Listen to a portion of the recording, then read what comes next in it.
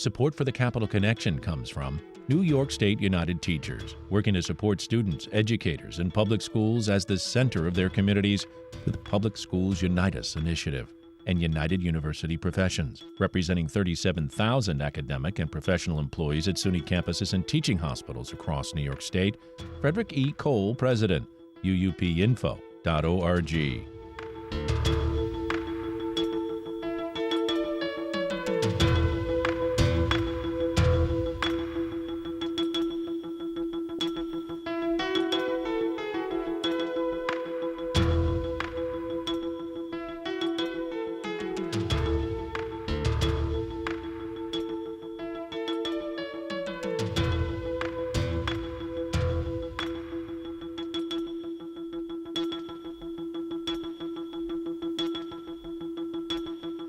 It's the Capital Connection. This week, we're joined by Republican New York State Assembly Minority Leader William Barclay. He's from the 120th District. Leader Barclay, so good to have you back with us. Well, thanks for having me on. Let's start with this question. It dawned on me that the Speaker of the State Assembly, Carl Heastie, a Democrat, recently touring the state. Did he stop in your district, and were you invited to attend? He hasn't stopped in my district, although we talked about it last session. And as you know, David, with everything, we get busy. And so I haven't followed up with him. It's kind of my court to invite him to my district. He's obviously always welcome to come here, but I think it's going to be a tough thing to get scheduled before the end of the year. But he was willing to come, and I guess maybe I dropped the ball as far as not getting him to my district, but I know he has been traveling around the state lately. And I guess it's those kinds of things in politics where you can find common ground, right? With the speaker, you have different views on the issues, but it, I guess, presents an opportunity to have a conversation. Yeah, and I'm very proud of the area I represent. I think there's a lot to showcase, particularly when it comes to tourism. We have Lake Ontario, that's world-class fishing. We have the Sam River. We have the city of Oswego and Fulton. I represent part of Jefferson County, have some in Cayuga County. There's beautiful agricultural tourism in this area. So I certainly have a lot to show him, and I appreciate the conversation we had last session about coming and visit. And at some point, I hope to get him here or any other elected official that wants to come and visit the 120th Assembly District. Well, let's get into the serious issues. I know that you've been troubled by the migrant issue and the influx of migrants, as have so many, including on both sides of the aisle. However, you have called, along with your colleagues, for a special session. It seemed like we were hearing something like that might be possible, but I'm not sure anymore. Where are we in this idea of a special session with the legislature to deal with what has become a key focus of most legislators in New York? Well, I hope the public pressure is starting to heat up a bit on elected officials. I think we all recognize the fact that this migrant crisis that we're facing in New York is a federal problem, but that doesn't mean that on the state level we just stand by and do nothing.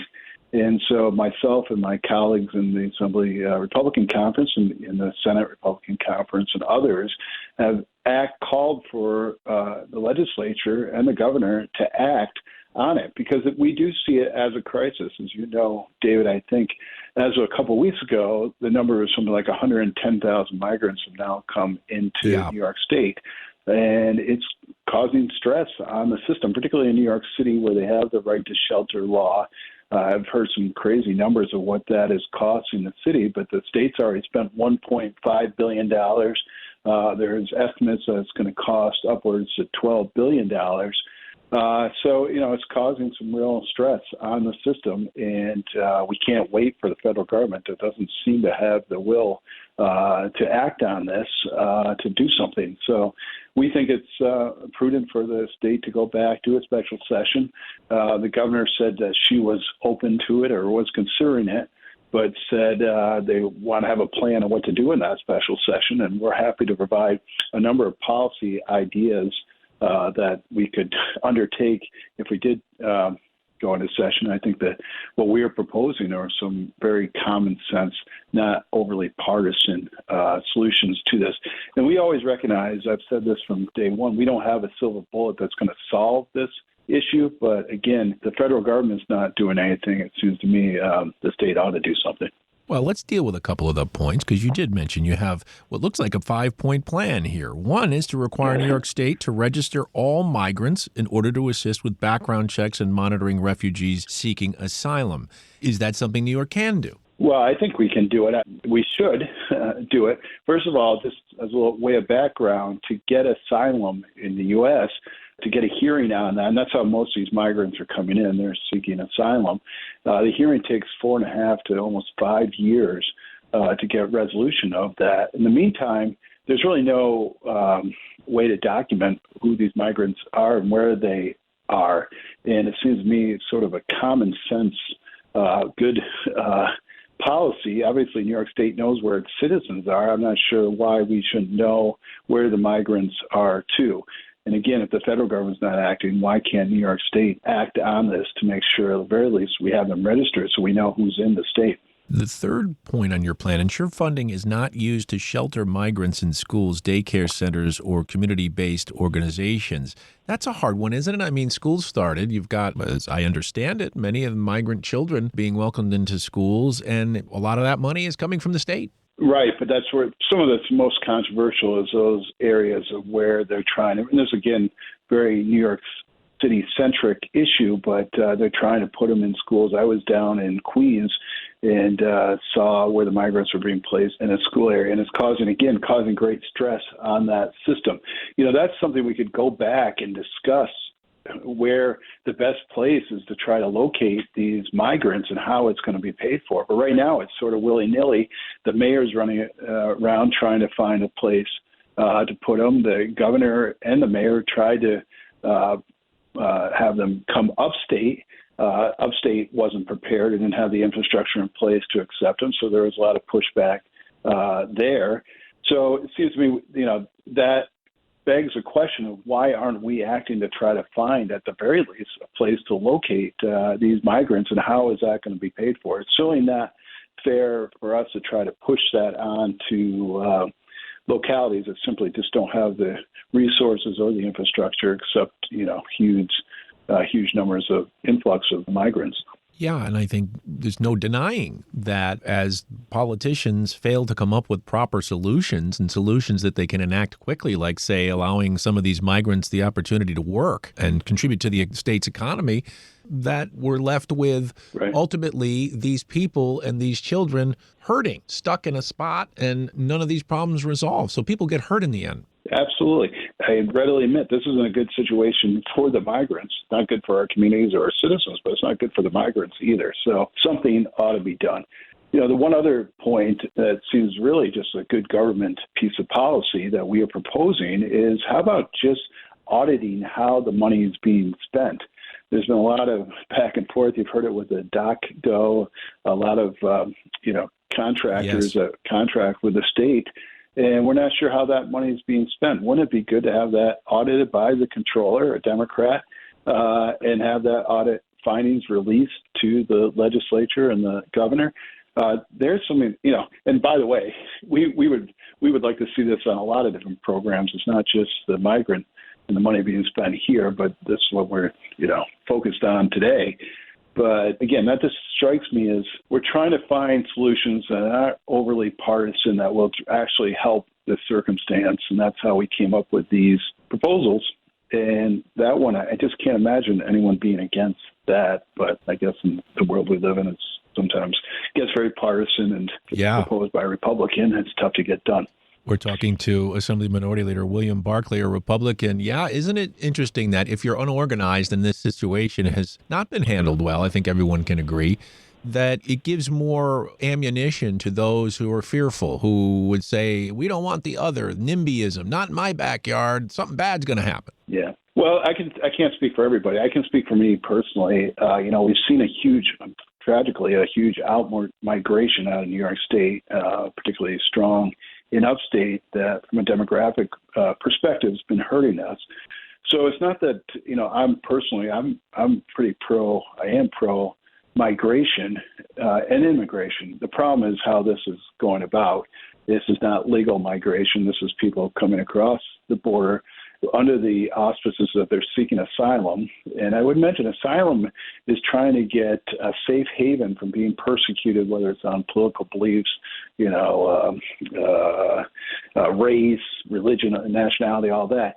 I think that's probably a stretch for a lot of these migrants that are coming across, that they're actually being persecuted by their home countries. I think it's more of an excuse to get in the country. Once you're seeking asylum in the United States, you can stay in the country. And I think that's a federal issue that ought to get cleaned up. I also think that we ought to, it's got to be done on a bipartisan basis, but we ought to look at our whole immigration system. And there's nothing wrong with having people come to this country to find a better life. I think, that's a history of a lot of our citizens here, but it's got to be done in an organized and legal manner, and just can't be willy-nilly people coming across the border claiming asylum and then disappearing into this country. I think that raises a lot of problematic issues and dangers, frankly. Well, and I guess from your conference perspective, it's point number 4, reverse the executive order of 2017 prohibiting law enforcement from cooperating with ICE, Immigration and Customs Enforcement, to end New York's status as an illegal immigration sanctuary. This plays right into what your point was. Yeah. So this is a question I get, why are they coming into New York? A lot of people have blamed the governors of Texas and Florida for shipping the migrants here, which certainly is a part of that. But I would mention that the federal government's been moving migrants to New York State for some time, I think all the way back into the fall of 2022. They were flying them into the Westchester airport. That got some coverage. So putting it sense, but the migrants like to come to New York State for, I think, 2 reasons. One, because of that sanctuary state, and we have even stronger sanctuary laws in New York City, but also for the right to shelter. And so that requires, so far, this was a legal settlement, actually, that was back in the 70s that was trying to take homeless off the street. I don't think it was ever meant to provide shelter to migrants, but it's being used for that. And, people can come to New York State and they're in New York City and they're guaranteed housing. That's a big plus. And that's why I think that's attracting a lot of migrants to New York State. So at the very least, we should clarify what right to shelter means. And then also this is a whole call for sanctuary city and state. I think, one, I don't think that's good, law enforcement policy. But 2, I think it's attracting people to New York State that may not otherwise come here. And I find it interesting, David, the fact is there's a real divide in the Democratic Party now, because a lot of people that are supportive of the sanctuary policies by the state and the city now are getting pressure from their constituency because of especially in the city where the migrants are overwhelming various services. They're having second thoughts on the sanctuary, their policies that they supported, a year or 2, maybe 3 years ago when Trump was president. Well, let's change subject. We're speaking with Assembly Minority Leader William Barclay, Republican from the 120th District along the lake. And Minority Leader Barclay, let's talk redistricting. I know you've spoken in the past with Susan Arbetter, host of the Capitol Press Room. I was just reading an article from her this morning. Latest New York redistricting move is a split decision, according to an expert. Both sides of the political aisle are fighting over whether New York should have another go at drawing congressional district lines by the 2024 elections, a critical question considering how close the numbers are in the House of Representatives. The latest ruling, which came down Tuesday morning from the State Court of Appeals, was an order that said the state's Independent Redistricting Commission, which is tasked with drawing congressional lines, may start to work on new lines while litigation progresses. At the same time, the stay on the current maps continues, which is a win for Republicans, says here in the article. Where are you on the whole redistricting matter? To me, it's a pox on all your houses. I would agree with that. I'm tired of it, David. I tell you, it took a couple years off my life when we went through it the first time. Now we're talking about going through it possibly the third time. By the time this is settled, if the Court of Appeals upholds the appellate division decision, will be in 2024. And as you know, we redistrict every 10 years. We're 4 years into that decade. It seems a little ridiculous at some point. You got to say, when's enough? And people have got to accept the lines that were court special master drawn. So it's not even the legislature that drew these latest maps. and say, let's move on. So I think people are so confused. I get confused, and I'm in the business of what's going on with redistricting. So I hope the Court of Appeals, kind of drops this and says, enough, we have to move on. You can't be litigating this time and time again. When you don't like the line, someone else litigates it. Just to bring back how this whole thing went down, we have that independent redistricting commission. The point was to try to remove politics out of redistricting. I think that's very hard sometimes to remove politics out of politics. But nevertheless, the lines that were ended up drawn by the legislature, because the Independent Redistricting Commission couldn't come to the decision, went to a court. The court hired or retained a special master. Special master came up with these lines.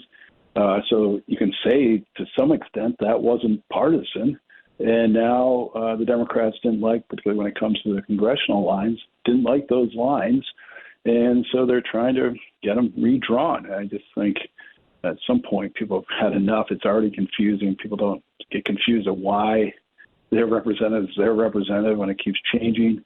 I think it's time to move on with this thing, and enough's enough, really. It's one of those things in politics. When I learned about it as a young man, I was shocked to learn what it was, because I don't think a lot of Americans, number one, pay attention closely to politics to begin with. And number two, many probably don't even know what redistricting is. Right. Yeah. I mean, it is confusing. And then it's hard enough to, people even know who their government officials, particularly on the state level, is. But when the lines change and all of a sudden people don't really understand why their representative they had is no longer their representative, there's definitely politics plays a role, and it'd be naive not to say it doesn't play a role. And the Democrats have controlled redistricting because they control the legislature and the governor's office. And so, we liked it. Personally, I like the idea of an independent redistricting commission because to some extent it hopefully takes out that terrible political gerrymandering that we've seen not only in New York State, but I think throughout the country. But ultimately, at some point, you can't keep litigating this until perpetuity and just hope that your side ends up doing better in whatever the maps are drawn. So it's not a good system that we have. It's somewhat improved with the Independent Redistricting Commission, but I think we could continue to work on that and get a better system that ultimately takes the best we can, take gerrymandering out, and try to get some, districts that anyone that would look at it outside of a politician say, all right, this makes sense. This is, a cohesive district that ought to be represented by this community leader. Well, from district lines to people's opinions across districts, there is a new Siena College Research Institute poll, the well-known Siena poll, out this week. Finds more than 80% of voters say the cost of living in New York is a major problem, and a plurality say it's the most important issue for leaders to work on. The next top issues are crime, the migrant influx, and affordable housing. We've talked about two out of those already. And I'm guessing it's not surprising, right? I mean, those that are paying attention will see many of these issues in the news. And of course, if it's impacting them in their communities, they're going to let their pollster know about it. Yeah, I mean, this is something I've been talking about, and I think our conference has been talking about for a long time. The cost of living in New York State is not competitive with the rest of the country, not competitive with the rest of the world, and it's not a sustainable system that we are in.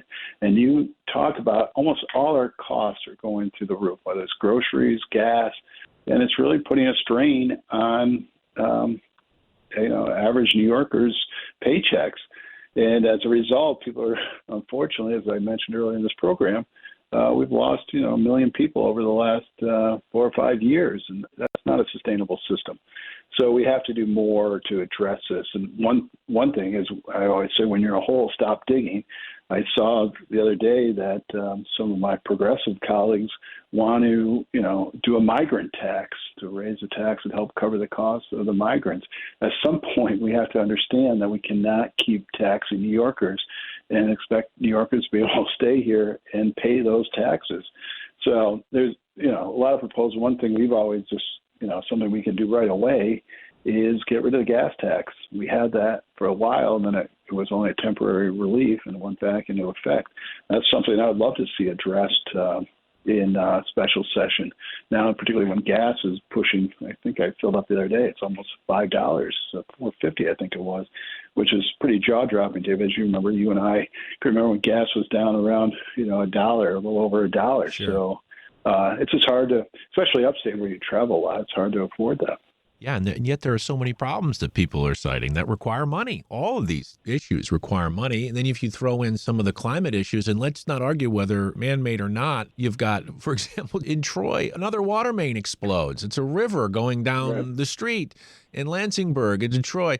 We need to have some serious work done on our infrastructure in this country and certainly in this state. How many dams do we have across the state? And what condition are they in? I mean, just basic things that require money, but would also, I guess, put some people in some jobs to help get that stuff done.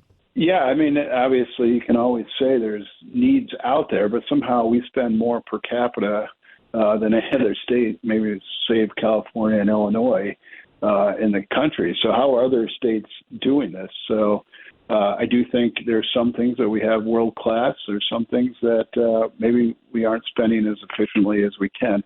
The two of the biggest cost drivers in the state are healthcare and education. I think we can do a better job with education. I've mentioned that on this show. I've mentioned anywhere we go. The way we dole out education aid doesn't make sense. We give high wealth districts a lot of money. Low wealth districts don't get that same. If we had a more efficient system just delivering that aid, we probably wouldn't have to increase school funding as much. Healthcare is another issue. We spend Medicaid, I think, on a per capita basis is probably higher than even California. I've heard statistics where we're higher on a per capita basis than Florida and Texas combined. So there's got to be efficiencies that we can find in the system.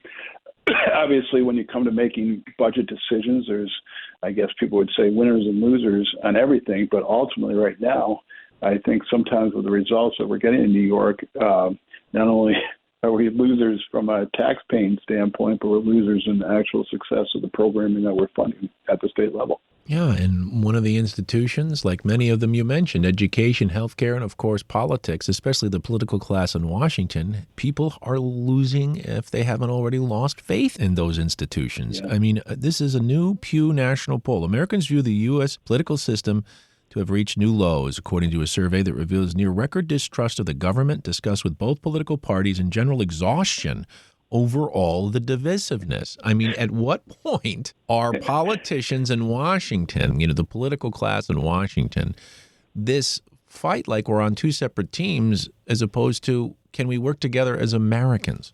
Right. Yeah, I've seen that progress over my time. It does seem things have gotten more partisan on both sides, which I think is unfortunate. I don't really have great solutions to that other than what I try to do personally is understand where someone's coming from, understand, particularly when it comes to a fellow elected official, understand the people that they're representing and their perspective, but again, be strong in the beliefs that I believe in and what I think can move the state ahead. And hopefully somewhere in that mix, you can find common ground. The problem we have in New York, in my opinion, obviously, is we're a very blue state and we've had one-party rule. And as a result of one-party rule, again, sometimes even common sense solutions can be overlooked just because it's being proposed by a Republican versus the controlling political party, the Democrats. And if they want to take any of our ideas and implement them as their own, we're always overly happy or excited to allow or have them do that. But ultimately, we just got to try to work together to try to move the state forward. And I do laugh. I mean, again, I'm in this business, but that poll where people say they're exhausted, I get exhausted. We all get exhausted. Sure. I don't like to turn on our TV sometime because it just seems like it's so much bickering and not really problem solving. I think that's unfortunate. And I don't have great solutions what to do, but just try to deal with it best I can on my own personal level. Well, but then there's the campaign season. And isn't that the real problem? We're always campaigning now and raising money to run. And then, you got super PACs and the others paying for these messages, and they're calling the other side names and saying they're hurting our children and all these kinds of messages. Both sides do it. Both sides do it. Yeah. But that is not healthy for our democracy, is it? Well, I guess it's a question. Yeah, I agree. To that and level. again, it gets tiresome, but ultimately the voters, I do believe in democracy, the voters get to decide. And, Sure. They decide. And so, people are getting their message out any way they can. And if they can convince, the voter that they're the right candidate to do it, Yeah, they win. but if we can take the yeah. negative association with, let's say, conservative or liberal, which if you look at the definitions don't necessarily have negative connotations, then we could maybe have some better communication about how to balance those two things in a democratic society. Well, I'm with you, David. Once you get the solutions, let me know. No, I just asked the hard question. I asked the questions. You have to come up with the solutions. Well, I'm trying. I know you are. So many of the folks that I talk to on this program are genuine. They believe in what they're doing. They're passionate as you are, and they want to reach solutions. It's just hard when a lot of the electorate turns away. That's true, and that's ultimately, that's on the people that be educated voters and get out and vote. We just did a special election down in Queens that we're very optimistic that we could win. We fortunately lost it by about 500 votes, but it ultimately came to try to get people out to vote because I think our message was good, but it's hard. It's hard. That was, again, talking about I don't want to say politics, but the governor put the election on September 12th, obviously the day after September 11th. I don't think people's minds, particularly in Queens, were necessarily focused on an assembly race down there. But it's very hard to get people to the polls and to vote. One, to educate them on who's running, and then two, educate them on the issues, and three, to actually have them get out and vote. And those are always challenges that any political party or advocate for one candidate or the other have. Yeah, and those challenges are probably not going to get easier when we've spent just a tiny bit of time talking about them. I'm afraid that's all we have time for today. And I want to thank Republican Assembly Minority Leader William Barclay. Will Barclay, I can't thank you enough, and I can't wait till we have another chance to talk over the issues. Me too, David. Thanks.